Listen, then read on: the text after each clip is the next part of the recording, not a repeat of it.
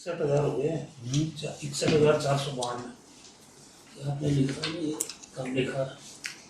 ये तो 2 बजे से 61,500 हो गया। सर। हाँ 61।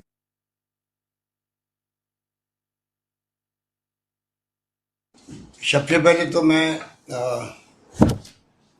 ये कहना चाहूँगा कि जो पिछले हम 10 दिन से लगे हुए थे, ज़्यादा दिन हो गए, 10 दिन से भी हम चाहते थे कि रैपिड टेस्ट शुरू हो राजस्थान के अंदर। आपको याद होगा कि टेस्ट में राजस्थान देश में सबसे आगे है और वही मॉडल हमने अडॉप्ट किया था जिससे कि अधिक से अधिक टेस्ट कर सकें, जो टाइम रहते हुए जो पॉजिटिव आए उनका इलाज शुरू हो सके और कोविड-19 को रोकने में हम लोग कामयाब हो सकें। दुर्भाग्य से रैपिड टेस्ट किट बहुत मुश्किल से आए और ICMR ने भी 30,000 किट भेजा हमें। 10,000 में सीधे मंगाने पड़े हम लोगों को। पर दुर्भाग्य से जो किट आए हैं ICMR से भी उनके नतीजे डाउटफुल आए थे और वो बहुत ही गंभीर ये स्थिति बनी है कि जो चाहते थे हम लोग राजस्थान में किस रूप में हम लोग रैपिड टेस्ट कर सकें और उसका फ़ायदा मिल सके, आगे कोविड-19 बढ़ नहीं सके, सारी तैयारी हमने उस ढंग से कर रखी थी। कैपेसिटी बढ़ाई थी हमने PCR की और साथ में रैपिड टेस्ट के किट मंगाए थे। आपको याद होगा मैंने प्रधानमंत्री जी के साथ जब VC हुई थी तो मैंने कहा था कि ये 2 काम, एक तो पूरा लॉकडाउन है देश, इसलिए तमाम एसेंशियल कमोडिटीज़ का जो सप्लाई है राज्यों में उसके लिए कोई ऐसा मैकेनिज्म डेवलप हो केंद्र में जिससे उसकी कमी नहीं रहे। तो उससे ही बड़ी महत्वपूर्ण बात ये थी कि जितने ही आपके मेडिकल इक्विपमेंट हैं अभी कोरोना के इस जंग के अंदर काम आने वाले, एक तरफ तो प्रोटेक्शन के, डॉक्टरों के, नर्सिंग परिवार के, PPE किट हो चाहे अन्य उनके लिए मास्क की बात हो, और दूसरी तरफ जो वेंटिलेटर हो या ICU में इक्विपमेंट लगाने की बात हो या जो ये रैपिड टेस्ट के लिए किट खरीदने की बात हो, PCR के जो किट आते हैं वो बड़े मुश्किल से मिल रहे हैं उसकी बात हो, तो हम लोगों ने इसको जानबूझ करके ये प्रधानमंत्री से मैंने रिक्वेस्ट करी ये सेंट्रलाइज परचेज हो, राज्य सरकारें आपस में प्रतिस्पर्धा नहीं करें और उस प्रतिस्पर्धा में बहुत वक्त लगता है और दूसरा क्वालिटी का कोई पता नहीं पड़ेगा कैसी क्वालिटी आएगी। अलग अलग राज्य, कोई कोरिया की तरफ बात कर रहा है, कोई चाइना की तरफ जा रहा है, कोई कहीं जा रहा है। तो ये मैंने उस वक्त में रिक्वेस्ट करी थी और मुझे विश्वास है कि अगर प्रधानमंत्री जी और भारत सरकार इस बात को मान लेते और इसका महत्व को समझते तो आज ये स्थिति नहीं बनती देश के अंदर कि आज ICMR को कहना पड़े दिल्ली में प्रेस कॉन्फ्रेंस करके हम इसको पोस्टपोन करते हैं टेस्ट को। इससे बड़ा दुर्भाग्य क्या होगा कि भारत सरकार जो किट मंगा रही है वो किट सारे डिफेक्टिव निकल रहे हैं। हमने मंगाए 10,000 किट, वो भी उसी कंपनी के हैं। तो ये जो स्थिति बनी है बहुत ही अनफॉर्चुनेट स्थिति है और मैं कहना चाहूँगा कि भारत सरकार को अब भी चाहिए, पता नहीं ये लॉकडाउन पहले 14 से बढ़ा है 3 तक और 3 के बाद में क्या होगा कोई कह नहीं सकता। ऐसी स्थिति में हमें तैयारी युद्ध स्तर पर सावधानी पूर्वक सोच समझ करके करनी चाहिए। तो ये आज ऐसी खबर आई है जिसने हम सबको विचलित कर दिया, क्योंकि कैपेसिटी पीसीआर के कितनी कोशिश कर लो तब भी वो पूरी नहीं हो सकती। जितनी हम लोग चाहते थे टेस्ट करना, समय पर उसके परिणाम आ नहीं सकते, तो टेस्ट करने का कोई फायदा नहीं है। अगर टेस्ट कर लिया और टेस्ट को हम लोग अगर वक्त लगेगा, 5-7 दिन लगेंगे, इतने में वो व्यक्ति पता नहीं कितने लोगों को और संक्रमित कर देगा। ये सोच के हम लोगों ने रैपिड टेस्ट की बात की थी। फिर हमने 4000 सैंपल भेजे वहाँ दिल्ली के अंदर। 4000 में से कितने आ गए?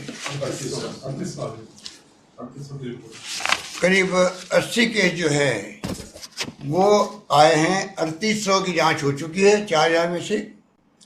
3800 की जांच में से 80 जो है वो पॉजिटिव आए हैं। इस प्रकार से हमने अपना बैकलॉग भी खत्म किया। तो ये मैं कहना चाहूँगा भारत सरकार को कि आप ये कोविड की जंग कोई मामूली जंग नहीं है। राज्यों को और केंद्र को सबको मिलकर लड़नी पड़ेगी। राज्यों के अपने अनुभव होते हैं जो केंद्र में नहीं होते हैं। राज्यों का जो सीधा पब्लिक से वास्ता पड़ता है, फीडबैक मिलता है, उसका लाभ केंद्र सरकार को उठाना चाहिए। इसीलिए मैंने कुछ सुझाव दिए थे उस वक्त में। अभी वक्त है कि आईसीएमआर को चाहिए कि पूरे देश के सब राज्यों की रिक्वायरमेंट पूरी वो करे। जिन कंट्री में क्वालिटी की इक्विपमेंट मिल सकती हो उसका पता लगाए। जो निगम चीन से इंपोर्ट करें, हम कहीं से भी इंपोर्ट कर सकते हैं, उस दिशा में उनको सोचना चाहिए।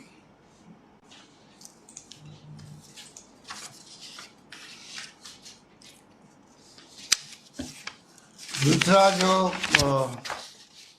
एक इम्पोर्टेंट फैसला हमने लिया है, क्योंकि आपको मालूम है कि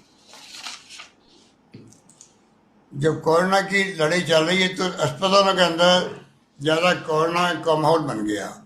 कुछ हॉस्पिटल को कोविड-19 के लिए समर्पित किया गया। तो ये रेगुलर जो पेशेंट हैं उनको तकलीफ होने लग गई। प्राइवेट हॉस्पिटल की ड्यूटी है कि ऐसे वक्त में जिम्मेवारी निभाएं वे लोग। कुछ लोग निभा रहे हैं, कुछ लोग नहीं निभा रहे हैं। हेल्थ मिनिस्ट्री ने 1-2 हॉस्पिटल्स को नोटिस भी दिया है। आगे भी हम पूरी कड़ाई करेंगे जिससे कि कोई मरीज वहाँ से असंतुष्ट होकर नहीं लौटे। ऐसे ऐसे किस्से आए हमारे पास में। एक हॉस्पिटल का मरीज 5 साल से वहाँ हॉस्पिटल का मरीज है। अब वो गया अभी कोविड के इस दरमियान के लॉकआउट के दरमियान में, उसको मना कर दिया गया। तो ये अच्छी परंपरा नहीं है। प्राइवेट हॉस्पिटल चाहिए कि अभी लॉकआउट का जो समय है और जो चैलेंज हमारे सामने है जीवन बचाने का, उसमें असली परीक्षा उनकी अब होगी प्राइवेट हॉस्पिटल्स की कि वो सेवा भाव से हॉस्पिटल रन कर रहे हैं या खाली धन कमाने के लिए कर रहे हैं। 2 टूक करना चाहूँगा प्राइवेट हॉस्पिटल्स वालों को। उनकी नैतिक सामाजिक जिम्मेवारी बनती है वे लोग आगे आए और जो वहाँ मरीज पहुँच जाए, चाहे उसके पास साधन है या नहीं है, तभी वो उसका पूरा इलाज करें। इन द मीन टाइम हमने एक और व्यवस्था करी है। कल ही तय किया था और कल से 400 मोबाइल वैन राजस्थान के अंदर एसडीओ हेडक्वार्टर के साथ साथ और जगह भी, इम्पोर्टेंट जगह भी, मोबाइल ओपीडी यूनिट के रूप में काम करेगी। सीएमएचएस को निर्देश दे दिए गए हैं। कल से वो काम प्रारंभ हो जाएगा, जिससे गांव-गांव में, कस्बों के अंदर और शहरों के अंदर भी जगह जगह जाकर के वे मोबाइल ओपीडी वैन खड़ी होगी जिससे कई मरीज जो है छोटी बड़ी बीमारी के, वो कम से कम जाके अपनी स्थिति बता सकें, या कोई मरीज आएगा उन मोबाइल वैन को इंस्ट्रक्शन होंगे कि कोई सीरियस बीमारी भी है और ध्यान में आई है, तत्काल वो उच्च अधिकारी को CMHO को इतला करे, जिससे कि प्रायोरिटी पे उसका इलाज सरकारी या प्राइवेट हॉस्पिटल में करवा सके सरकार, ये सुनिश्चित कर सके। इसका भी हमने फैसला किया जो आज लागू हो गया है।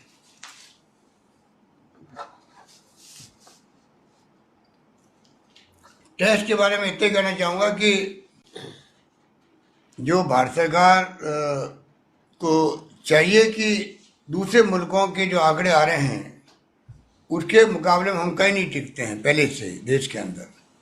अभी हमें लगता है कि सब कुछ ठीक चल रहा है, ज़्यादा लोग ज़्यादा पॉजिटिव नहीं आ रहे हैं, मृत्यु दर बहुत कम है, पर कोई पता नहीं किस दिशा में ये कोविड-19 जाएगा। तो भारत सरकार की ड्यूटी है कि दूसरे मुल्कों में तो USA में, जर्मनी में, इटली में, स्पेन में, UAE में तो भयंकर टेस्ट कर रहे हैं। UAE तो आप जानते हो कि बहुत बड़ा कोई कंट्री नहीं है, 77,000 टेस्ट हो रहे हैं पर मिलियन। हमारे यहाँ हो रहे 291 टेस्ट हो रहे हैं। तो इस प्रकार से जो मेरे पास आंकड़े आए थे और कंट्री में कि कंपेरिजन में हम लोग कहीं नहीं टिकते हैं।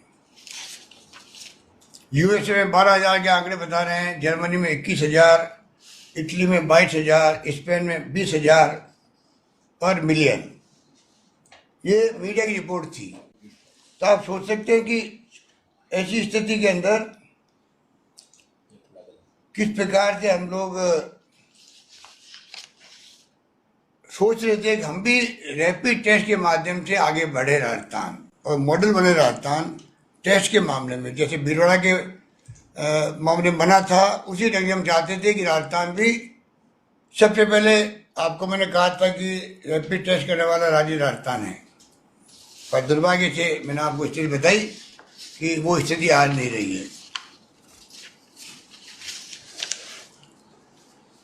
इसके साथ में मेन पावर को लेकर मैं कहना चाहूँगा कि इस वर्ष के बजट में मैंने घोषणा करी थी, हमने 2000 नए डॉक्टर की भर्ती करने हेतु प्रक्रिया प्रारंभ करने कह दिया था, और साथ में 2018 की जो ANM की व GNM की भर्ती थी उसमें दिक्कतें आ रही थी। बहुत लंबे अरसे से हमारे JNM और ANM भर्ती होने वाले जो नौजवान हैं वो लगातार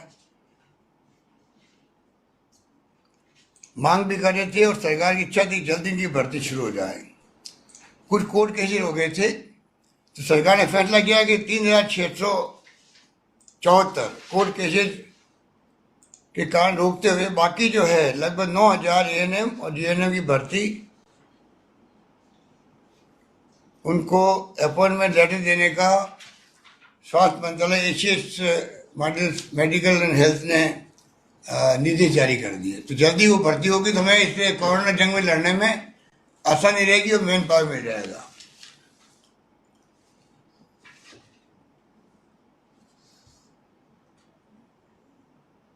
आज सेंट्रल टीम आई थी सुबह, उनसे बातचीत हुई है। उनको मैंने वही जो आपको मैं समझा रहा हूँ, बता रहा हूँ, या मैंने PM को वीडियो कॉन्फ्रेंस में कहा था, इकोनॉमिक स्थिति को लेकर के राज्यों की और केंद्र में किस प्रकार केंद्र सरकार को आगे आना चाहिए, वो तमाम बिंदुओं को मैंने डिस्कस किया उनके साथ में। एसेंशियल कमोडिटीज और गेहूँ विशेष रूप से गोदाम भरे पड़े हैं FCI के, और कोई आदमी भूखा रहे देश के अंदर, ये दुर्भाग्यपूर्ण होगा। हमने कहा कि आप गेहूँ जो है, जो गेहूँ मांगे उसको गेहूँ दीजिए आप, चाहे उसका नाम नेशनल जो एक्ट बना हुआ फूड सिक्योरिटी एक्ट, उस पर उसका नाम जुड़ा हुआ है अथवा नहीं जुड़ा हुआ है, राशन कार्ड है या नहीं है, सबको गेहूँ मिलना चाहिए। ये भारत सरकार के पास गेहूँ की कमी नहीं है, गोदाम भरे पड़े हैं, रबी की फसल आ चुकी है, मार्केट के अंदर कृषि मंडी खुल चुकी है, खरीदारी शुरू हो चुकी है, गेहूँ की कमी आगे भी नहीं रहेगी। ऐसे वक्त में मैं समझता हूँ कि इसको भारत सरकार को गंभीरता से लेना चाहिए और इस समस्या का समाधान करना चाहिए। उस कमेटी के सामने हमने मजदूरों की जो समस्या है उसकी तरफ भी मैंने उनका ध्यान आकर्षित किया।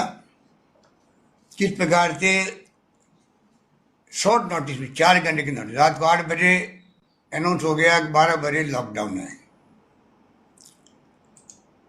इससे वो तबका बर्बाद हो गया जो मध्यम क्लास का है, लोअर मिडिल क्लास का है, जो प्लेन सर्विस यूज नहीं कर सकता था। जब 5 दिन का समय दिया गया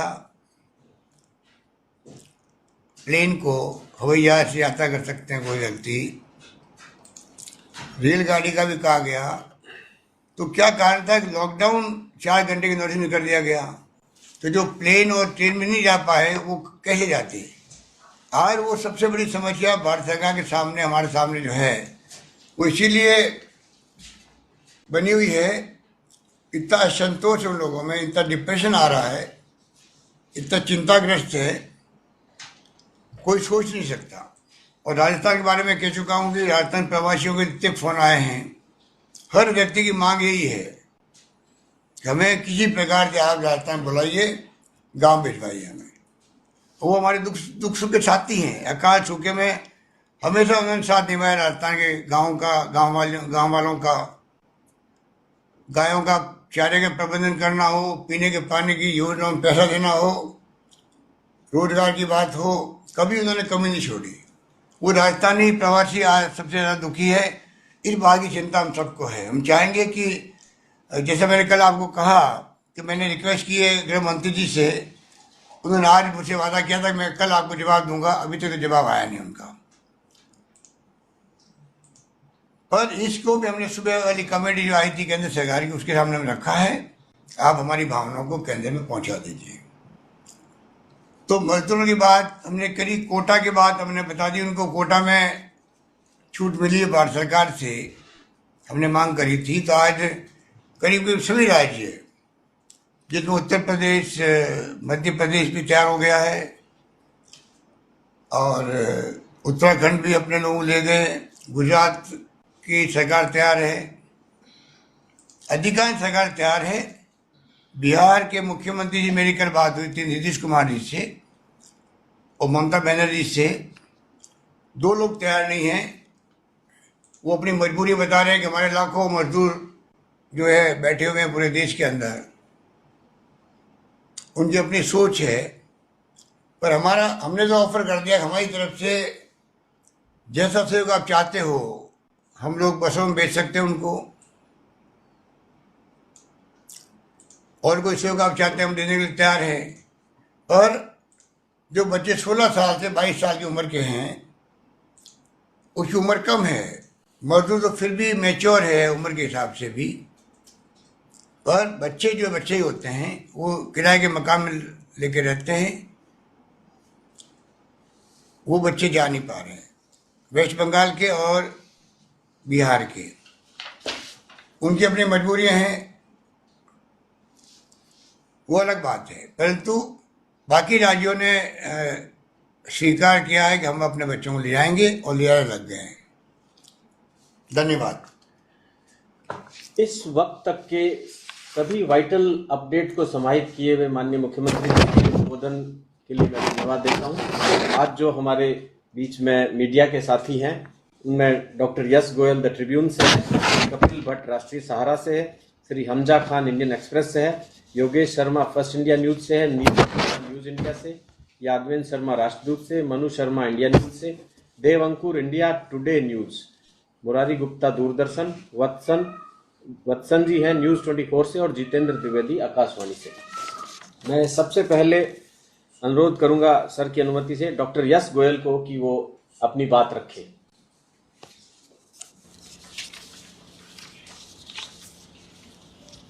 नमस्ते।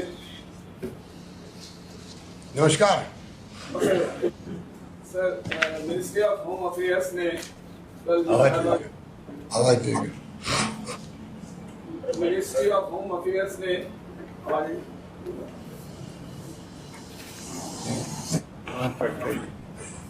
मिनिस्ट्री ऑफ होम अफेयर्स ने आई आवाज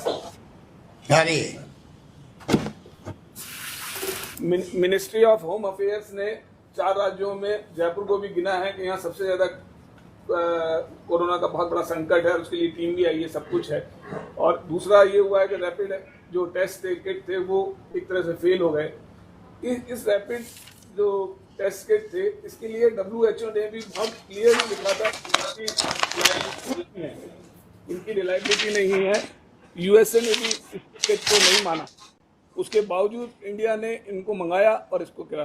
पहली चीज तो अभी पिछले दिनों 28 मार्च को राजस्थान सरकार ने 7 जो एक्सपर्ट्स थे मेडिकल के, उनकी एक टीम बनाई थी कि वो विशेषज्ञ काम करेंगे। तो उन्होंने क्या ये रिपोर्ट नहीं दी? उनकी क्या रिपोर्ट है पिछले 1 महीने में?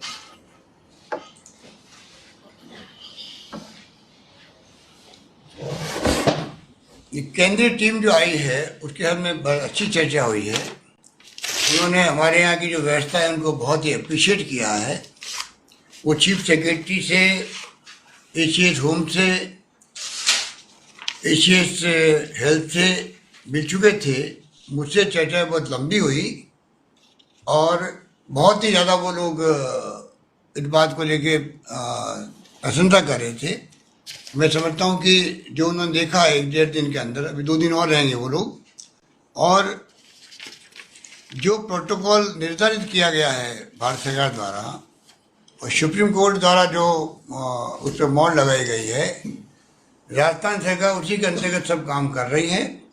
और रामगंज हो या जोधपुर हो, जोधपुर में जो इलाके नागौर गेट के हैं या आसन उदय मंदिर के हैं या और कोई इलाके हैं जहाँ जहाँ प्रॉब्लम आई है, रामगंज के अंदर भी जो प्रॉब्लम आई है, तो जहाँ प्रॉब्लम आ रही है उसी को हम लोग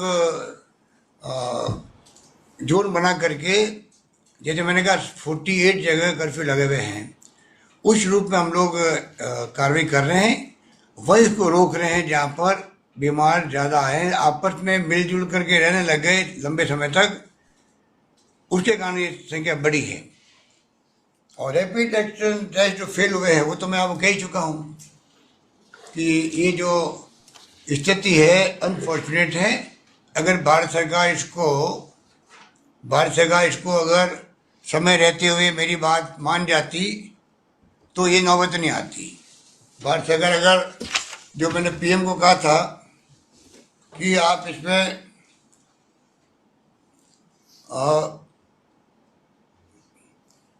आईसीएमआर ने जिसे रिकमेंड कर प्रोटोकॉल जारी किया ही था, आईसीएमआर ने तो, पर हमारे यहाँ भी डॉक्टर हरिबाबू पवार की अध्यक्षता वाली जो कमेटी थी, एडवाइजरी कमेटी, उसने भी रैपिड टेस्ट को एंटीबॉडी बेस्ड टेस्ट मानकर रिकमेंड किया था। तो ये जो रिकमेंडेशन ऐसी नहीं हुई थी, बाकायदा यहाँ की कमेटी के रिकमेंडेशन के आधार पर, आईसीएमआर की गाइडलाइन के आधार पर हम लोग आगे बढ़े थे। और भारत सरकार अगर पहले, जो मैंने 15 दिन पहले प्रधानमंत्री जी को रिक्वेस्ट की थी, अगर सेंट्रलाइज प्रोक्योरमेंट करती भारत सरकार, जांच पड़ताल करके करती किस मुल्क में कौन सी क्वालिटी के रैपिड टेस्ट के किट मिल रहे हैं, कहाँ अच्छे वेंटिलेटर मिलेंगे, कहाँ पीपीई मिलेंगे अच्छे क्वालिटी के, तो सेंट्रलाइज परचेज होती, वो राज्यों के बांटते तो ज़्यादा बेहतर रहता। उस कमी के कारण से आज ये तकलीफ हो रही है, मैं कहना चाहता हूँ आपको, जो दुखद है। Thank you sir. इसमें एक बात, इम्पोर्टेंट बात एक और है कि जो रैपिड टेस्ट की जगह अमेरिका ने भी कल से एंटीबॉडी टेस्ट लागू किया है। एंटीबॉडी टेस्ट उन्होंने रैपिड को तो रिजेक्ट किया हुआ है, और जो अपनी रिकमेंडेशंस आई हैं यहाँ डॉक्टर्स की, वो भी एंटीबॉडी टेस्ट की आई हैं। उसी से कई चीज़ें हम लोग डायग्नोस कर सकेंगे कि इनकी इम्यूनिटी है या नहीं है पब्लिक में। वो बहुत ज़रूरी है कि एंटीबॉडी टेस्ट है, जो कि हमारी मेडिकल टीम ने, मेडिकल एक्सपर्ट्स ने राय दी है, वो भी यही है। और रैपिड टेस्ट ही एंटीबॉडी बेस्ड टेस्ट। हाँ, वो तो मालूम है, वो तो ये जो टेस्ट, ये तो है, ये जो टेस्ट होता है, ये जो आपका रैपिड टेस्ट का मतलब ही एंटीबॉडी टेस्ट है। ये टेस्ट जब है, ये डिफरेंट नहीं है। ये देखिए, बात सुनिए, एक मरीज के अंदर जब कोविड एंटर कर जाता है तो 7 दिन के अंदर वो ग्रो कर जाता है, और उसके बाद में जब टेस्ट होता है, रैपिड टेस्ट होता है, तो एंटीबॉडी डेवलप हो जाती है तब तक। और वही कहलाता है कि ये एंटीबॉडी डेवलप हो गई, इसका मतलब ये कोरोना का पेशेंट है। इसी रूप में इसको आगे बढ़ाया गया था। अमेरिका की बात करो चाहे दुनिया किसी मुल्क की बात करो, एंटीबॉडी टेस्ट का मतलब ही है रैपिड टेस्ट करना कम समय के अंदर, यही था। Thank you sir, thank you Yash Goyal ji. मैं अब राष्ट्रीय सहारा के कपिल भट्ट जी से अनुरोध करूंगा कि कृपया अपना प्रश्न रखें। सर नमस्कार। नमस्कार। मेरा सवाल ये था कि अब जो है बिना लक्षणों के जो कोरोना के रोगी आ रहे हैं, जो एसिम्प्टोमेटिक हो रहे हैं, उनके लिए अब क्या, क्योंकि अब रैपिड जो टेस्ट है वो तो हो नहीं रहे, उसके लिए क्या आगे? ये तो हम लोग तो जो अगर रैपिड टेस्ट की जो स्थिति बताई मैंने आपको, उसकी बजाय हम लोग पीसीआर के जो टेस्ट पक्के टेस्ट होते हैं उनको हम लोगों ने, आपको मैंने पहले ही बताया कि हमने उनकी कैपेसिटी बढ़ाई है और बढ़ाते जा रहे लगातार। हम चाहते हैं हमारा टारगेट 10,000 टेस्ट प्रतिदिन तक करने का है। मशीनरी प्रोक्योर करने के प्रयास जारी है पूरे देश के अंदर, क्योंकि बिना लैब के इक्विपमेंट के संभव नहीं होगा। पर साथ में मैं ये भी कहना चाहूँगा, जो आपने कहा कि बिना लक्षण के, ये पूरी दुनिया के मुल्कों में 50% से ज़्यादा लक्षण वाले कोरोना पॉजिटिव होते हैं। हमारे यहाँ पर 80% तक है इस देश के अंदर। इसलिए हम चाहेंगे कि टेस्ट पे ज़्यादा जोर दें, जिससे कि बिना लक्षण के पेशेंट भी काबू में आ सके, समय पर उनका टेस्ट हो सके और समय पर बढ़ने से रुक सके कोरोना।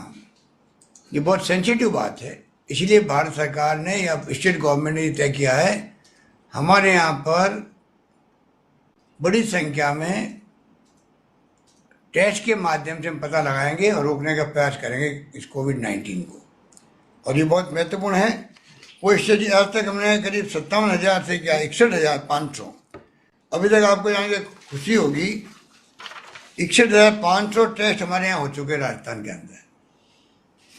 और अब हमने तय किया अगर ज़्यादा संख्या बढ़ेगी तो हम लोग चाहे दिल्ली भेजना पड़े चाहे और कहीं भेजना पड़े, तो हम लोग चाहेंगे कि समय पर उसका परिणाम आए और कन्वे कर दिया जाए जिसको पॉजिटिव आया उसको, और उसका इलाज शुरू कर दिया जाए। जिनको क्वारंटाइन भेजना है वो एक्टिविटी भी साथ साथ में चलती रह सकती है।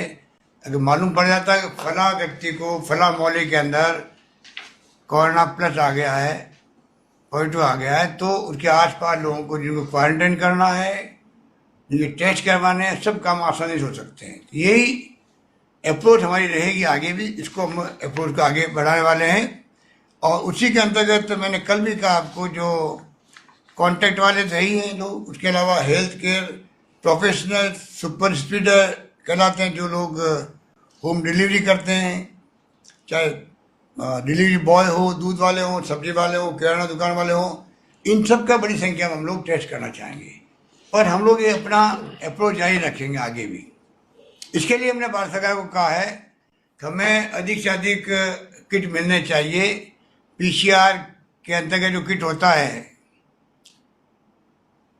जिसके बगैर संभव नहीं है, जिसको कहते हैं nuclear extraction kit, nuclear extraction kit, उसके बगैर ये आपका पीसीआर टेस्ट भी नहीं हो पाता है। उस किट की कमी है देश के अंदर।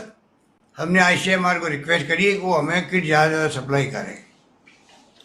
Many thanks sir. धन्यवाद। धन्यवाद भट्ट साहब। मैं अब इंडियन एक्सप्रेस से श्री हमजा खान से अनुरोध करूंगा कि कृपया अपनी बात। नमस्कार सर। पहला सवाल तो आपकी जो वार्ता हुई थी कल केंद्रीय गृह मंत्री से, उससे था, उसका आपने जवाब दे दिया है। तो दूसरा एक सवाल ये था कि आप हमें विस्तार से काफ़ी दिनों से बता रहे हैं कि लॉकडाउन की वजह से जो प्रदेश है उसके फाइनेंस पर काफ़ी नुकसान हुआ है। मार्च के अंतिम सप्ताह में ही तकरीबन 3,500 करोड़ का नुकसान हुआ है। और केंद्र भी जो आपने 1 लाख करोड़ की अनुदान की जो मांग रखी थी, केंद्र ने उस पर भी कुछ जवाब नहीं दिया है। तो ऐसे कौन से स्रोत हैं जिनके द्वारा प्रदेश सरकार अपने वित्त का अनुबंधन कर रही है और आने वाले सप्ताहों में और महीनों में इसको किस तरह से मैनेज किया जाएगा? आपने ठीक कहा कि मार्च के अंतिम सप्ताह में 3,500 करोड़ और 19-20 पूरे साल का देखें तो करीब 18,000 करोड़ का राजस्व कम हुआ है। बहुत चिंताजनक बात है। और इसीलिए आपने देखा होगा कि अन्य हम जब रिक्वेस्ट करते हैं भारत सरकार से तो साथ में आर्थिक पैकेज की बात अवश्य करते हैं। आर्थिक पैकेज का ये मायना नहीं है कि सब हम ग्रांट मांग रहे हो उनसे। हमने 3-4 प्रस्ताव उनको दिए थे। किस प्रकार जो लोन देते हैं, भारत सरकार सीमा बांधती है लोन की, जीडीपी की 3% उनको 5% करें। किस प्रकार आरबीआई जो वेज एंड मीन्स के लिए लोन देती है वो विदाउट इंटरेस्ट दे। किस प्रकार जो बकाया है राज्यों पर, चाहे वो आरबीआई के थ्रू हो, आरबीआई खुद का हो या और कोई जैसे पावर फाइनेंस कॉर्पोरेशन है, ऐसे कोई लोन बकाया है तो तमाम बकाया को 6 महीने के लिए, 3 महीने के लिए उनको विदाउट इंटरेस्ट मॉनिटोरियम में रख दे, जिससे कि राज्यों में भार नहीं पड़े। और ग्रांट बड़े रूप में देनी पड़ेगी राज्यों को, क्योंकि उसके बगैर काम चलने वाला नहीं है। मैं आपको बताना चाहूँगा, कुछ आंकड़े मेरे पास मीडिया से आए हैं कि आपको याद होगा स्टिमुलस पैकेज दिया था यूपीए गवर्नमेंट वक्त में, जब मिस्टर प्रेम मुखर्जी थे वित्त मंत्री, तो जीडीपी का 3% उस वक्त में सरकार ने पैकेज दिया था, जीडीपी का 3%। और अभी जो हालात है, दुनिया के मुल्कों ने जो घोषित किए हैं, यूएस ने जो फर्स्ट स्टिमुलस पैकेज घोषित किया है $2 ट्रिलियन का, मतलब 10% ऑफ जीडीपी। जर्मनी ने किया है 15% जीडीपी का, 50 लाख करोड़ रुपए का, 750 बिलियन यूरोज।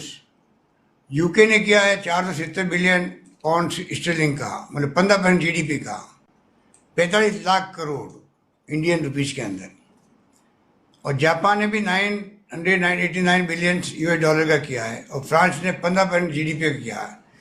तो हम तो उसके आगे टिकते ही नहीं हैं। 0.8%, अभी 1,75,000 करोड़ का जो कहा है, 0.8% ऑफ जीडीपी।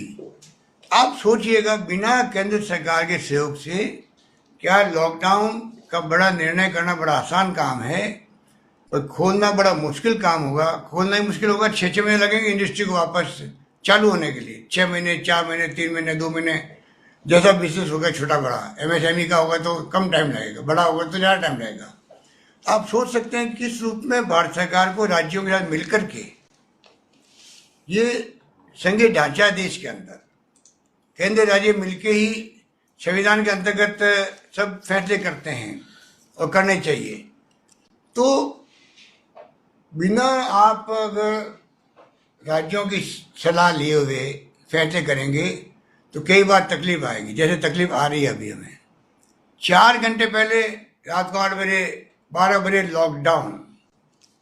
अगर आप थोड़े राज्यों से सलाह ले लेते, जैसे बाद में आपने ली, अभी एक्सटेंड करते वक्त में ली, अगर पहले सलाह लेते तो मेरे ख्याल से और अच्छे ढंग से जो फीडबैक मिलता राज्यों से उनको, भारत सरकार को, उसके अकॉर्डिंग टू प्रधानमंत्री जी को आसानी होती घोषणा करने के लिए। आनंद फानंद के अंदर फैसले कर लिए, उसके नतीजा देश भुगत रहा है। चारों ओर चिंता लगी हुई है, अर्थव्यवस्था ध्वस्त हो गई है। आगे भारत सरकार को अभी से 2 बातें मैं कहना चाहूँगा आपके माध्यम से। एक तो ये कि 3 तारीख को लॉकडाउन खुलता है तो अभी से तैयारी करनी पड़ेगी हमें एडवांस के अंदर।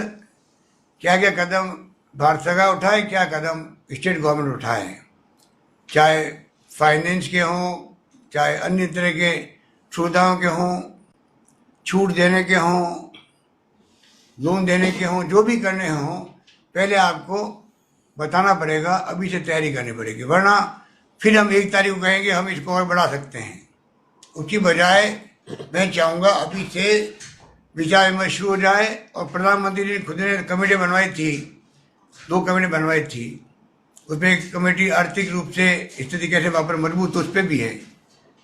तो मैं चाहूँगा सबकी रिपोर्ट के आधार पर सब राज्य सलाह करके प्रधानमंत्री जी पुनः आगे की घोषणा करें। आगे हमें इसको खोलना है तो इसके क्या क्या स्टेज रहेंगे और किस किस स्टेज में क्या क्या कार्रवाई होगी, उस रूप में हम खोलेंगे, ज़्यादा बेहतर रहेगा।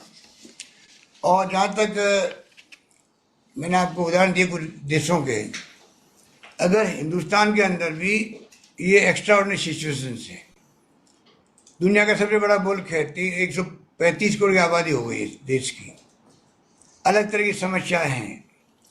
यहाँ दूसरे देशों की तरह बीपीएल और जो यहाँ बने हुए और देशों में शायद नहीं होंगे, वो विकसित राष्ट्र कहलाते हैं वो। हमारे यहाँ तो एपीएल बीपीएल बन गए अब तो, और बीपीएल जो है भूखे मरने की स्थिति में आ रहे हैं।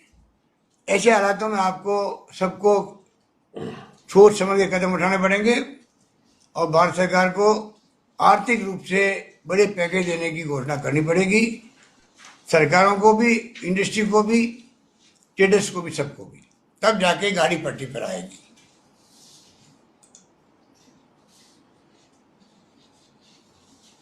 धन्यवाद। Many thanks sir.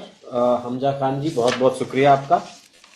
मैं फर्स्ट इंडिया से योगेश शर्मा जी से अनुरोध करूंगा कि कृपया अपना प्रश्न रखें।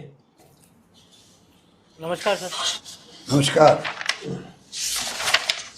बहुत ही कठिन समय से आप गुजर रहे हैं अभी, और बहुत ही राजस्थान की सरकार बहुत मजबूती से मुकाबला कर रही है। 1.5 साल से सरकार को हो चुका है, और अब सवाल ये उठता है कि जो मैनिफेस्टो था, कांग्रेस का वचन पत्र, आपकी कोऑर्डिनेशन कमेटी की मीटिंग्स भी हो चुकी हैं, अभी 70 से 75% उस मैनिफेस्टो को पूरा होना बाकी है। तो क्या कोई रोड मैप बनाया पॉलिटिकली, उसको किस तरह से करेंगे? विकास के एजेंडे पर जो काम अधूरे हैं वो कैसे होंगे? एक बड़ा सवाल है। और मैनिफेस्टो को पूरा करना सोनिया जी ने भी आपको जिम्मेदारी दी है, तो किस तरह से होगा सर? देखिए, ये तमाम बातें आपको कोरोना को पूछनी पड़ेगी, कोरोना से पूछनी पड़ेगी। ये तमाम घोषणा पत्र कब पूरे होंगे, वादे कब पूरे निभाए जाएंगे, बजट घोषणा कब पूरी होगी, अभी इसके लिए वक्त है, और वक्त आने पर इसका जवाब दिया जाएगा। अभी आपको हम सबको मिलकर कोरोना की लड़ाई लड़नी है, और उसमें मैं समझता हूँ कोई कसर नहीं छोड़ रहे हैं। और आप तमाम पत्रकारों को मैं कहना चाहूँगा, आप अपना खुद का ख्याल रखिएगा, अपने परिवार का ख्याल रखिएगा, क्योंकि मैंने देखा है तमिलनाडु, आंध्र प्रदेश, कर्नाटका, महाराष्ट्र में बड़ी संख्या में 50-50 पत्रकार एक साथ में कोरोना के पॉजिटिव आ रहे हैं। राजस्थान बच के रहे, ये मेरी आपसे सलाह है। धन्यवाद। Thank you sir. सप्लीमेंट्री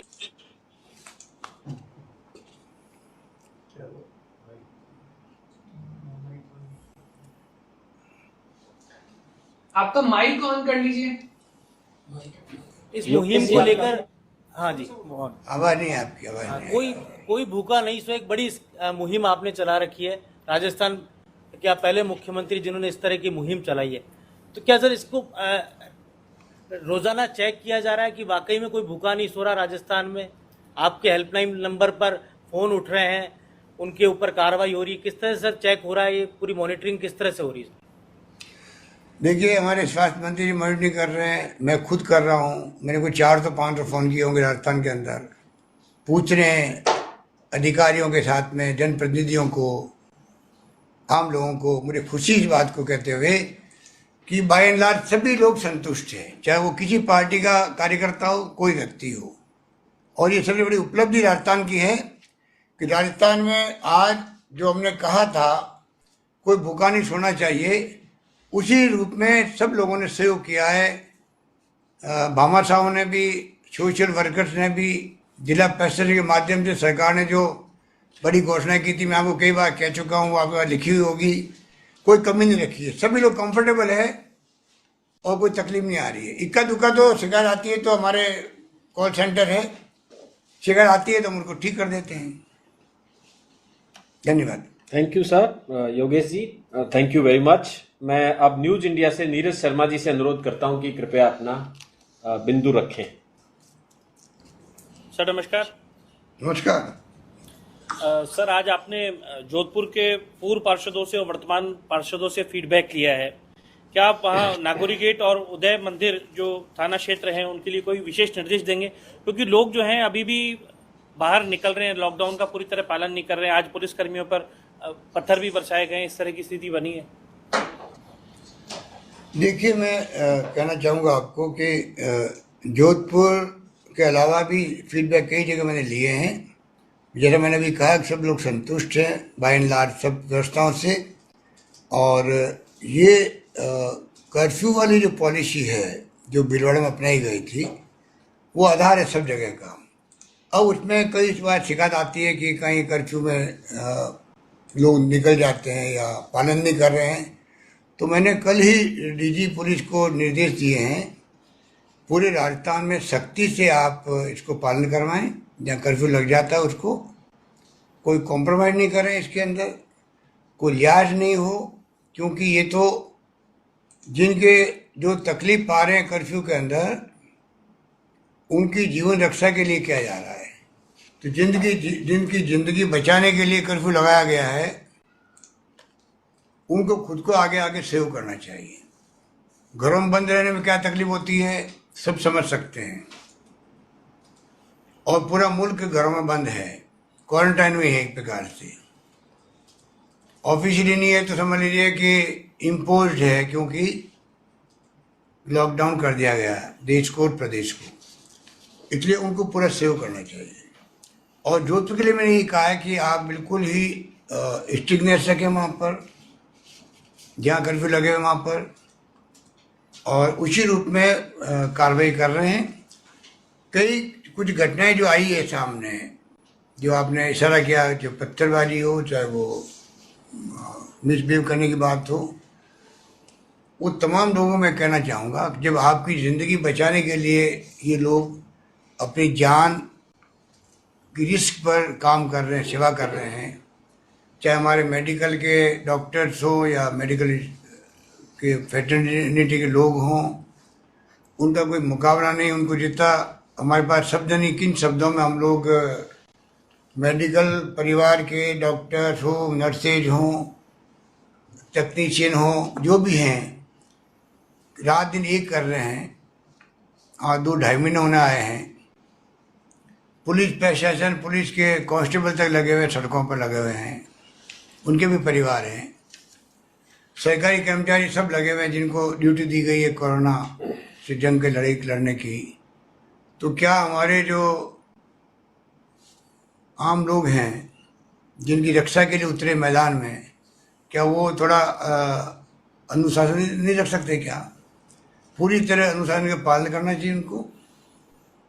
और जो मिसबिहेव करेगा उसके खिलाफ में सख्त से सख्त कार्रवाई की जाएगी, उसमें किसी को बख्शा नहीं जाएगा।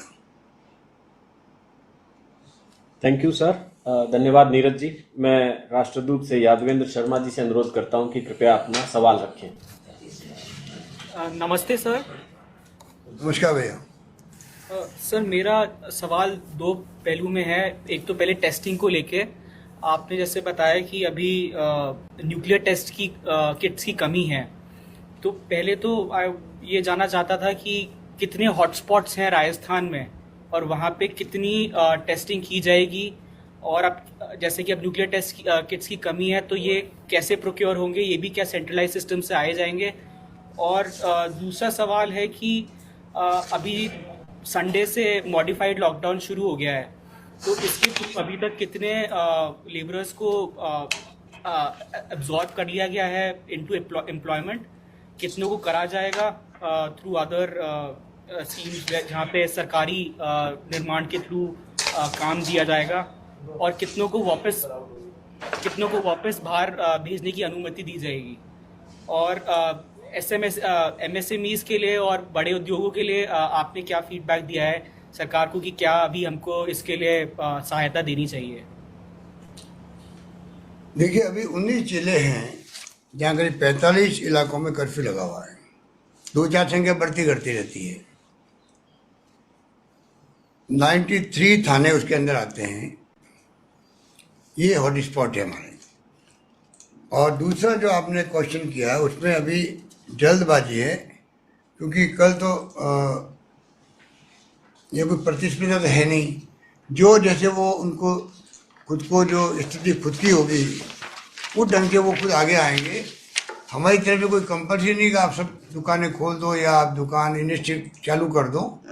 हमने उनको खाली मॉडिफाइड लॉकडाउन में छूट दी है। तो एकदम कहना ठीक नहीं रहेगा कि कितने लोग आ गए, अभी कोई इसकी गिनती नहीं है। अभी तो वो लोग आ रहे हैं, तैयारी कर रहे हैं, साफ सफाई कर रहे हैं अपने उद्योगों की। MSME वाले वो अपना काम कर रहे हैं। मैं समझता हूँ कि तत्काल जानकारी नहीं मिलेगी, पर जैसे जैसे काम आगे बढ़ेगा और जो अनुमति लेने लायक होंगे, क्योंकि जिनके प्रीमाइसेस में मजदूर रह रहे हैं उनको अनुमति लेने की जरूरत नहीं है।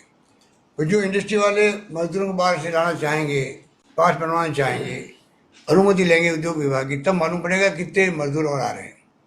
पर मैं समझता हूँ कि नहीं करते इसमें काफ़ी हद तक एक्टिविटी शुरू हो जाएगी धीरे धीरे।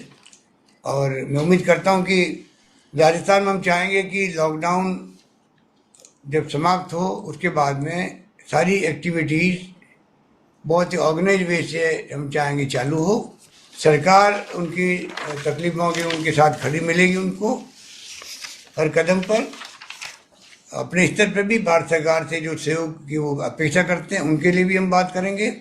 हम चाहेंगे राजस्थान में आर्थिक गतिविधियाँ ढंग से चालू हो सकें। Thank you sir. Yadavendra ji बहुत बहुत शुक्रिया आपका। मैं अब इंडिया न्यूज़ से मनु शर्मा जी से अनुरोध करता हूं कि कृपया अपना प्रश्न रखें। सर नमस्कार।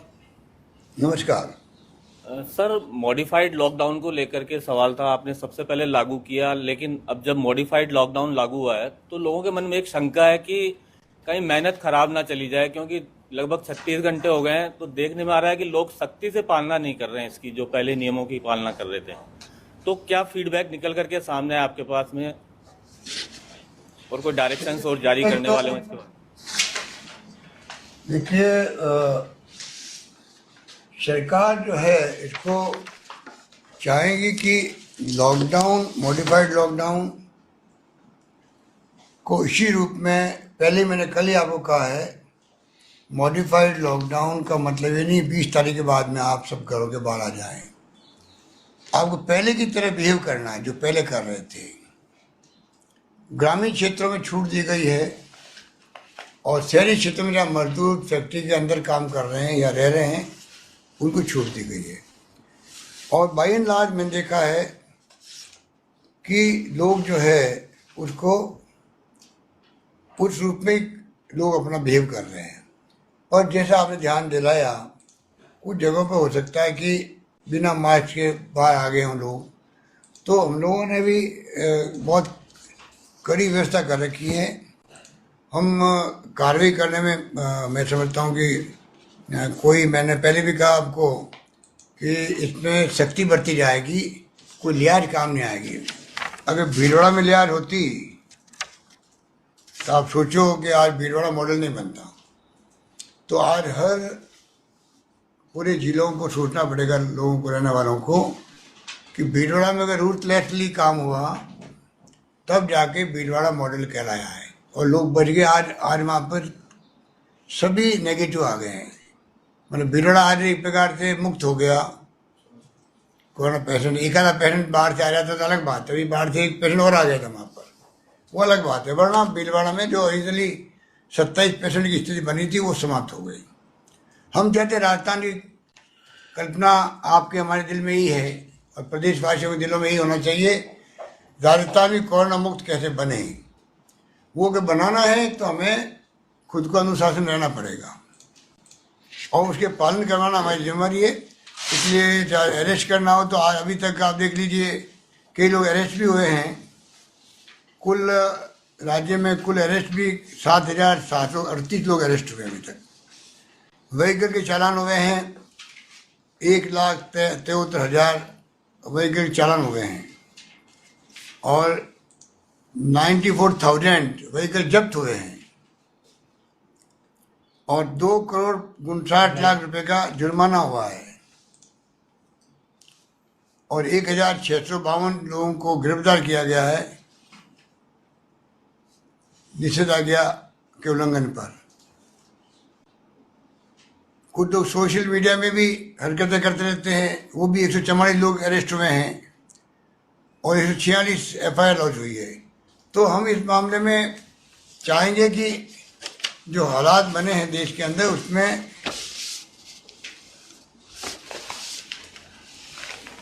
किस प्रकार से हम लोग सब मिलकर कार्रवाई करें। पर जैसे मैंने आपको कहा 45 जगह पर कर्फ्यू पहले 49 पे था, उसी प्रकार से भीलवाड़ा के अंदर जो पहले स्थिति थी 0 पे आ गई थी, फिर 1% बाढ़ से आया, फिर 3-4 संख्या बढ़ गई। तो ये छुटपुट घटनाएं तो चलती रहेगी। बाद के जैसे स्वाइन फ्लू है, स्वाइन फ्लू को मालूम है आपको, जब आया था 9-10 के अंदर, तो उसकी साइकिल चलती है। 1 साल बढ़ जाते हैं, मृत्यु होने की संख्या बढ़ जाती है, दूसरे साल तो गायब हो जाती है। तो ये कोरोना का क्या रूप लेता है, कोरोना वायरस, ये टाइम बताएगा, हम कुछ नहीं कह सकता अभी इसको। Thank you sir. Manu Sharma ji, बहुत धन्यवाद आपको। मैं इंडिया टुडे न्यूज से श्री देव अंकुर से अनुरोध करूंगा कि अपना प्रश्न रखें। Good evening sir. नमस्कार भाई। नमस्कार सर। सर मेरा सवाल आपसे ये है कि आपने कहा कि जो छात्र आए हुए थे उत्तर प्रदेश से, मध्य प्रदेश से, गुजरात से, उनको लेकर प्रदेश की सरकारों से बात हो गई है। उत्तर प्रदेश के जो बच्चे थे कोटा में वो वापस जा चुके हैं, बाकी कुछ अन्य प्रदेश के जाने वाले हैं, वो प्रोसेस जारी है। सर सवाल आपसे ये है कि ये जो तत्परता दिखाई जा रही है बच्चों को लेकर, यही तत्परता प्रदेश में मजदूरों को लेकर क्यों नहीं दिखाई गई? लाखों की तादाद में मजदूर जो कि उतने सक्षम नहीं हैं जितने बच्चे हैं और काफ़ी परेशानियों को झेल रहे हैं, उसके बावजूद यही तत्परता क्यों नहीं दिखाई गई मजदूरों को लेकर? केंद्र की तरफ से दिशा निर्देश बिल्कुल आए थे बच्चों को लेकर यूपी के, पर उसी प्रकार की जो डिस्कशन हो सकती थी वो केंद्र के साथ मजदूरों को लेकर क्यों नहीं की गई? ये जो आप कह रहे हो शिकायत हमारी है केंद्र से। प्रधानमंत्री जी को खुद को कहा गया, गृह मंत्री को कल हमने कहा है, 4-5 बार पत्र लिखे गए हैं, लगातार आपके माध्यम से हम मांग उठा रहे हैं। मीडिया का अपना महत्व होता है, पूरे देश के अंदर मीडिया को मालूम है कि सरकारें, राज्य की सरकारें चाहती है कि मजदूरों का आदान प्रदान जल्दी हो। तो पूरे देश का मीडिया हो चाहे राज्य सरकारें हो, सभी अभियान चला रही है, तब भी अभी भारत सरकार के समझ में नहीं आ रहा है। ये तो शिकायत हमारी है, जो आपकी शिकायत है। धन्यवाद। Thank you sir. मैं धन्यवाद देता हूं देव अंकुर जी को। अब मैं दूरदर्शन से मुरारी गुप्ता जी से अनुरोध करता हूं कि अपना प्रश्न रखें। नमस्कार सर। नमस्कार। सर मेरा सवाल हमजा खान से जुड़ा हुआ था, क्योंकि लगभग 1 महीना हो गया प्रदेश की जो अर्थव्यवस्था है वो काफ़ी उसको नुकसान पहुंचा है। तो सर जब ये कोरोना वायरस का संकट खत्म हो जाएगा ऐसा हम मान के चलते हैं, तो उसके बाद प्रदेश की अर्थव्यवस्था को फिर से पटरी पर लाने के लिए आप लोगों ने कोई सर ऐसा कोई रोड मैप तैयार किया है कि फिर से हम रूटीन में आ सकेंगे? और इसके साथ साथ केंद्र से हमको किस तरह की एक अपेक्षा, सहयोग की अपेक्षा है सर?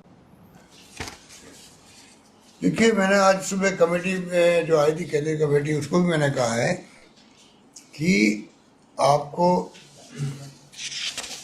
रिपोर्ट देनी चाहिए। हमारी भावना है कि ये जो अभी तो सोशल वर्कर, भामाशाह और स्टेट गवर्नमेंट भी काफ़ी बड़ी तादाद में अपने पेंशन भी, फ्री गेहूँ भी और 2500 रुपये प्रति मजदूर डेस्टिट्यूट जो दिए, सारा लोग हैं उन सबको दिए, और जो कुछ कर सकती है सरकारें कर रही है। उनको सूखा राशन पहुंचा रही है, उन घरों पहुंचा रही है। तो अल्टीमेटली इसके लिए जैसे गरीब कल्याण योजना लाए केंद्र के अंदर, प्रधानमंत्री गरीब कल्याण योजना आई है, उसका दायरा बढ़ाना चाहिए, उनको दायरा बढ़ाना चाहिए।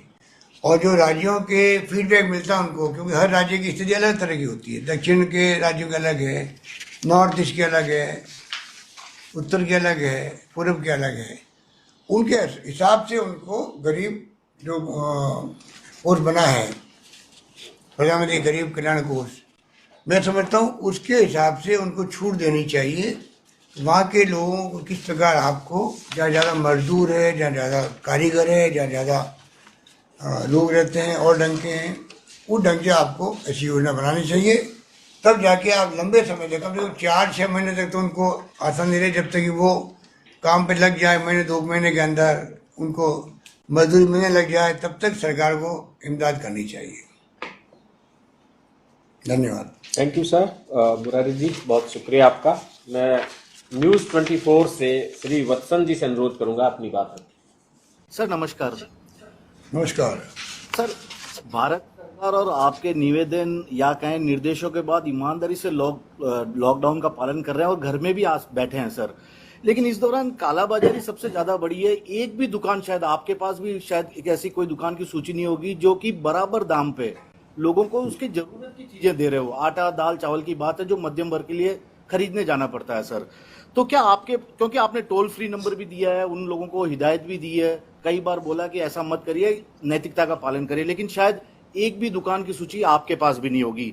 तो ऐसे में क्या, अब लॉकडाउन के बाद कई और दुकानें भी खुली है, ऐसे लोगों के लिए सख्त गाइडलाइन या इन लोगों पर कार्रवाई की कोई आपकी योजना है? सेकंड, जो किसान लोग हैं सर, वे आजकल देखा गया ट्रैक्टरों में सामान रख के गलियों में लेके आ जा रहे हैं, तो क्या इन किसानों से सीधे इसी तरह से सामान गलियों में बिकवाने की आप लोग व्यवस्था करेंगे क्या? सर एक और सवाल है जो शायद आपके उसमें नहीं लिखा हुआ है सर। आपने हमेशा बोला कि इम्यूनिटी बढ़ाना ही कोरोना का एक सबसे इस वक्त का तरीका है कि इम्यूनिटी बढ़ाया जाए। देखा गया सर, कई लोग काम पे निकले, लॉकडाउन, मॉडिफाई लॉकडाउन जो आपने किया, कई लोग भी बाहर आए हैं जो जरूरत के काम से जुड़े हैं। क्या उन लोगों को रेगुलर हर जगह, मैं हर जगह की बात कर रहा हूँ, हर जगह हर रोज काढ़ा पिलाने की कोई व्यवस्था होगी? क्योंकि ये बहुत जरूरी होगा सर। कम से कम घर से निकलते हो तो सब यही बोलते हैं कि कम से कम काढ़ा तो पी लिया करो, लेकिन 1-2 दिन आपने कोशिश भी की है हर जगह। मेरा ये आयुष विभाग ने इस काम को अपने हाथ में लिया हुआ है, रोज पिला रहे हैं, और रोज वो काढ़ा पिला रहे हैं जो पीना चाहते हैं। आयुष विभाग अलग, उनकी जो नेटवर्किंग बनी हुई है जिलों में और गाँव में, उसके हिसाब से काम चल रहा है। पर ये काम आयुष विभाग अपने स्तर पर कर रहा है, जिनको इस पर विश्वास है वो पी भी रहे हैं, तो ये इस पर कोई जबरदस्ती कुछ नहीं कर सकते इसमें, नंबर 1। नंबर 2, आपने जो कहा कि जो कालाबाजारी करते हैं, उसके लिए मैं कहना चाहूँगा कि हमने शुरू में स्टैंड ले रखा है, बहुत सख्त स्टैंड ले रखा है, और अभी तक 94 FIR दर्ज हुई है, और 288 राशन डीलरों के लाइसेंस निलंबित कर दिए गए हैं, 288 के। इसके अलावा जो मास्क और सैनिटाइजर है, इसी कालाबाजारी रोकने के लिए भी करीब 3000 दुकानों के निरीक्षण किए गए और 316 प्रकरण बनाए गए हैं। इनमें से 301 प्रकरणों में 12 लाख रुपए का जुर्माना भी लगाया गया। तो सरकार अपने स्तर पर इसको लगातार लागू कर रही है, आगे भी सख्त रहेगी। कालाबाजारी को बर्दाश्त सरकार नहीं करेगी किसी कीमत, बल्कि हम तो एक कदम और आगे बढ़ना चाहते हैं, शुद्ध के लिए युद्ध। कोरोना के खत्म होते ही हमारा जो अभियान चलेगा वो चलेगा शुद्ध के लिए युद्ध चलेगा, जो पहले चला था पहले भी, अब हम इसको बड़े रूप में चलाने जा रहे हैं। और तो और, क्योंकि अब जानते हो कि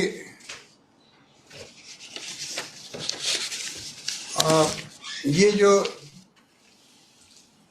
मिलावटखोर जो है, मिलावटखोर, उनके ऊपर सख्त से सजा हो, जिसकी सजा वो कम है, वो जिंदगी से खिलवाड़ करते हैं लोगों की। इसलिए हमने तय किया है कि अब जो है सरकार शुद्ध के लिए युद्ध बड़े रूप में ऑर्गेनाइज वे में चालू करेगी। उसके लिए हमने जो लैब होती है, टेस्टिंग लैब, अभी 5-6 लैब है राजस्थान के अंदर, कम पड़ रही है। हम चाहेंगे उनकी संख्या बढ़ाएं। 2 लैब तो भारत सरकार के सहयोग से हम लोग लगा रहे हैं जल्दी, बाकी लैब स्टेट गवर्नमेंट खुद खरीदेगी, और खरीद के हम चाहेंगे कि और ज़्यादा लैब लगे राजस्थान में, करीब करीब 10-15 लैब हो एक साथ में, जिससे कि, क्योंकि सैंपल लेने के बाद में टाइम पे आप पूरी जांच नहीं कर पाओ, कार्रवाई नहीं कर पाओ, तो कोई मायने नहीं रखता सैंपल लेने का, और भय नहीं बैठता लोगों के अंदर। तो इस अभियान को हम लोग दिमाग में रखे हुए हैं। इस अभियान को कोरोना की समाप्ति पर हम लोग शुरू करेंगे, और मैं उम्मीद करता हूँ कि उसका बड़ा इम्पैक्ट रहेगा राजस्थान में, और ये मॉडल बनेगा देश के अंदर, शुद्ध के लिए युद्ध। सवाल भी था सर इसमें कि क्या किसानों को मौका मिलेगा, उनकी फसल आप लोग ऐसे कोशिश करेंगे सर? क्या किसानों से भी जुड़ा एक सवाल था, क्या किसानों की फसल को बेचने का कोई व्यवस्था करवाएंगे? और राशन की दुकान की बात नहीं थी सर, यहाँ पर आम किराने की दुकान की बात थी जो मध्यम वर्गीय परिवार से जुड़े हैं सर, उनके खिलाफ, क्योंकि वही सबसे ज्यादा महंगे चीजें बेच रहे हैं सर। उसका भी हम दिखवाते हैं कार्य क्या कर सकते हैं। और मंडियों के लिए मैं आपको कल राज्यों को विस्तार से मंडियों की संख्या बढ़ाई गई है, 1500 लाइसेंस दिए गए, खुद गांव में जाके खरीद सकें, किसानों को उत्पाद को खरीद सकें। तो मैं समझता हूँ वो आपका क्वेश्चन उसमें कवर हो जाता है। धन्यवाद। Thank you sir. Vatsan ji बहुत शुक्रिया। मैं अंतिम प्रश्न के लिए आकाशवाणी के जितेंद्र द्विवेदी जी से अनुरोध करता हूँ। सर नमस्ते।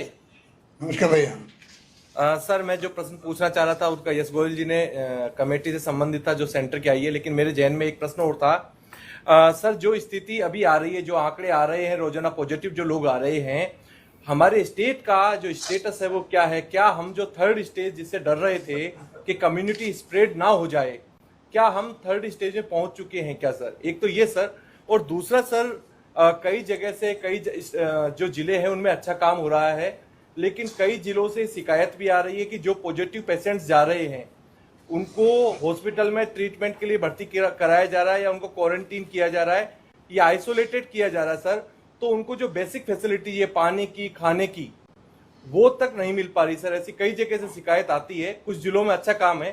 तो यदि हमारे नंबर बढ़ते हैं सर पेशेंट्स के, तो क्या हम सर, कई जगह ऐसी भी शिकायत आई है कि सर लोगों को, पूरे परिवार को उठा लिया, वहां से एक पेशेंट आते ही उनके साथ छुआछूत जैसा, मतलब कि कौन खाना देने जाए उनको, कौन पानी देने जाए, इस प्रकार का भेदभाव भी कुछ जगह से इसी प्रकार की शिकायत आई है सर। तो सर जब हमारे पास नंबर बढ़ते हैं यदि पेशेंट्स के, तो हमारी क्या तैयारियां हैं? देखिए शिकायत आती है तो उसका निराकरण करते हैं। 181 में कोई शिकायत कर सकता है, करनी भी चाहिए। तो ये तो इतने बड़े काम के अंदर हो सकता है जो आप कह रहे हो, उसमें कोई शिकायत भी आई होगी, मैं इनकार नहीं कर सकता। आती है तो उसका निपटारा भी करते हैं। इसमें सरकार की मंशा साफ है। और बाकी तो टीमें जो आई है उसको मैं आपको बता चुका हूँ, पूरी टीम को हम लोगों ने पूरा ब्रीफिंग किया है और वो संतुष्ट भी हैं और संतुष्ट होके जाएंगे, क्योंकि इतना शानदार मैनेजमेंट राजस्थान के अंदर है कि कोई भी आके देखेगा तो लगेगा कि हाँ ये राजस्थान का जो मॉडल है पूरे देश में लागू होना चाहिए। क्या हम थर्ड स्टेज में पहुंच गए हैं? थर्ड स्टेज में पहुंच गए हैं क्या सर? हमारा स्टेटस क्या है सर अभी? ये जो आपने कम्युनिटी स्प्रेडिंग वाली बात कही है, इसके लिए मैं कहना चाहूँगा अभी ऐसी कोई स्थिति नहीं है, लक्षण नहीं है। अभी आप अगर विश्लेषण करेंगे पूरा इसका, और हमारा आईटी विभाग कर भी रहा है, तो आप पाएंगे कि एक जो क्लोज ग्रुप है, परिवार का है, पड़ोसी का है, उसके आसपास के इलाकों में ये फैला हुआ है। ऐसा कुछ नहीं है कि कम्युनिटी स्प्रेड हो रही हो। पर फिर भी मेरा मानना है कि ये जो साइलेंट कोरोना पॉजिटिव आ रहे हैं, बिना सिम्टम के आ रहे हैं, इसको हमें वॉच करना चाहिए। वॉच हम कर रहे हैं। क्या ट्रेन बनती है, इसको हम विश्लेषण और करवाएंगे, इसके ऊपर रिसर्च भी करवाएंगे आपस में किस प्रकार से ये क्या मोड़ लेगा, क्योंकि ये पूरे देश में भी और दुनिया में भी ये सिम्टोमेटिक आने लग गए हैं कोरोना के पेशेंट। तो कब जाके वो कोरोना उनमें प्रकट होगा या नहीं होगा या समाप्त हो जाएगा, ये मैं समझता हूँ रिसर्च का विषय है। इसकी जानकारी प्राप्त करते जाएंगे हम लोग और मॉनिटर करते जाएंगे। धन्यवाद आपका। Thank you very much sir. आम जनता तक सही सूचना पहुंचाने के लिए जो ये व्यवस्था की गई, इसकी सार्थक परिचर्चा में भाग लेने के लिए बहुत बहुत धन्यवाद। धन्यवाद सबका, बहुत धन्यवाद।